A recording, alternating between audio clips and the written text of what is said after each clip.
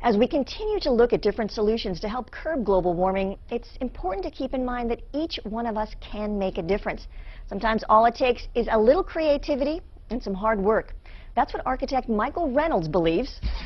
He's the man who created the Earthship, a home that is made entirely of recycled materials and is completely sustainable.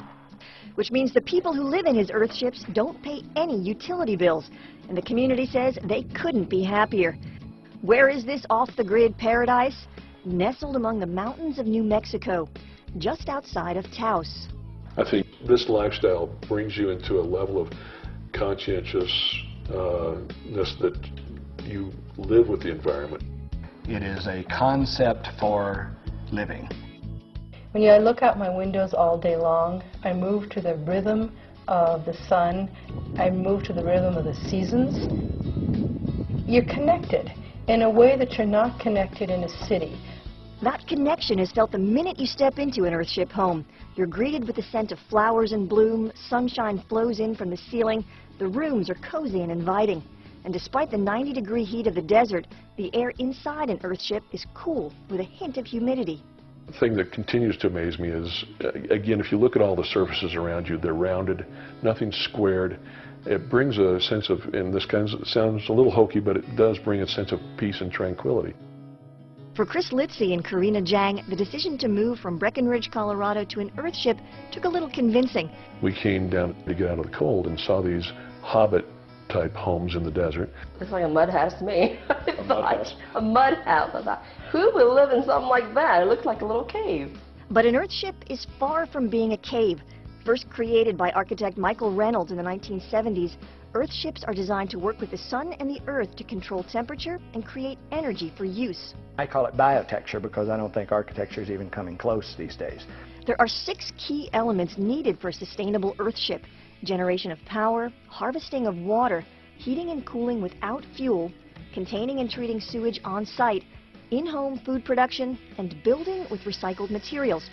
Case in point, the walls of an Earthship are made of tin cans, bottles, and tires. So why use trees when you can use tires? But nobody can imagine how to use tires. But if you take a tire and beat it full of earth, it becomes a steel-belted, rubber-encased, thermal-massed, resilient brick. And that's literally what happens. The tires are filled with earth and stacked. Once in place, they literally meld together to create a wall that's extremely durable. The homes are ideal in the arid climate of New Mexico, but Michael says they can be built anywhere. These buildings can be tuned to any climate on the planet, and we've practically done every climate. Being constructed out of tires and recycled bottles and cans isn't the only thing that makes these homes special. As Nicole LeDuc and her husband Zach Helmberger discovered, living off the grid comes with all sorts of benefits. When I saw them for the first time, I thought Star Wars. Like, wow, this is like too much. It is something that's beyond the realm of normal construction in look and feel.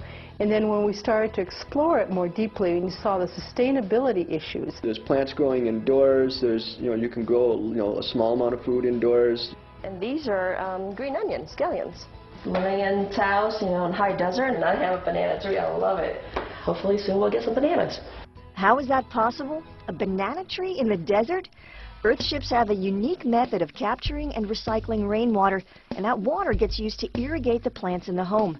There are no wells out here. All the water needed is harvested from the sky.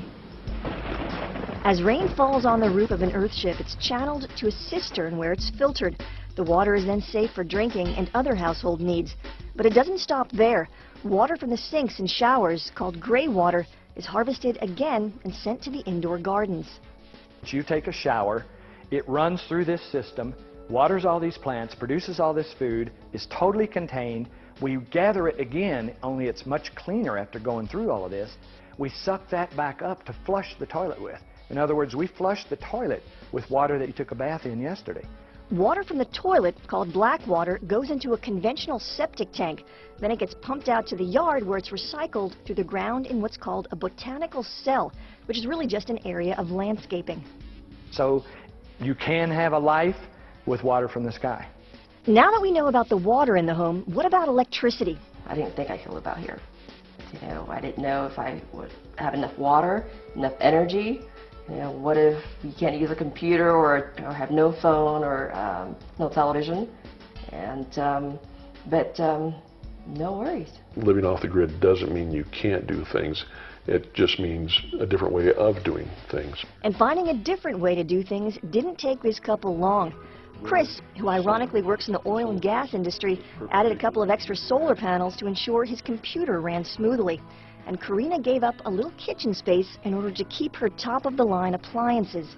I'm actually a chef, and so I do have a professional stove and a great refrigerator. It's a conventional size, even though it's propane refrigerator. And yeah, we can cook really well in this kitchen. As for Nicole and Zach, who left behind high-tech jobs in California, it wasn't space they gave up, it was Craziness. It's a big one. Rush for no purpose.